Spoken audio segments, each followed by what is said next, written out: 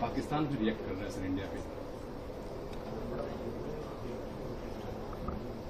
पहलगाम में धर्म पूछ करके लोगों को गोलियों से मारना, इससे ज्यादा क्रूरता, बर्बरता, घिनौना पाप कोई हो नहीं सकता। और ऐसे परिस्थितियों में यदि इस्लाम को, कुरान को और मुसलमानों को, ये जो टेररिस्ट लोग हैं, इनसे अपने आप को अलग करना है तो पूरे देश और दुनिया के मुसलमानों को इसको खंडन करना चाहिए, इसका बहिष्कार करना चाहिए। और इस्लाम में जो आध्यात्मिक मूल्य हैं, योग है, स्पिरिचुअलिटी है, लव कंपैशन है, इन अपने स्पिरिचुअल वैल्यूज को उभारना होगा।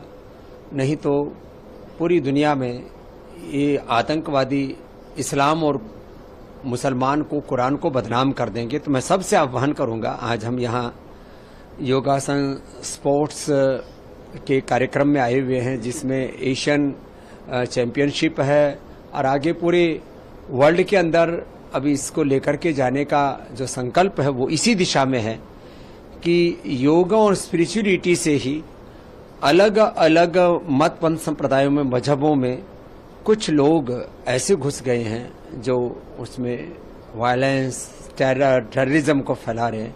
उसकी जगह रिलीजन में स्पिरिचुअलिज्म का जब साथ में मिलान होगा तो पूरी दुनिया में शांति स्थापित होगी। पूरा देश अभी एकजुट है। पीएम मोदी ने भी कड़ा संदेश दिया है पाकिस्तान को और खासकर टेररिस्ट को कि किसी को भी बख्शा नहीं जाएगा।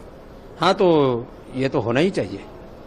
पीओके में जो आतंकवादियों के कैंप चल रहे हैं, जो बलूचों के साथ पाकिस्तान में अत्याचार होता है, पख्तून लोगों के साथ भी, तो ऐसे में भारत को पाकिस्तान को सबक सिखाना ही पड़ेगा।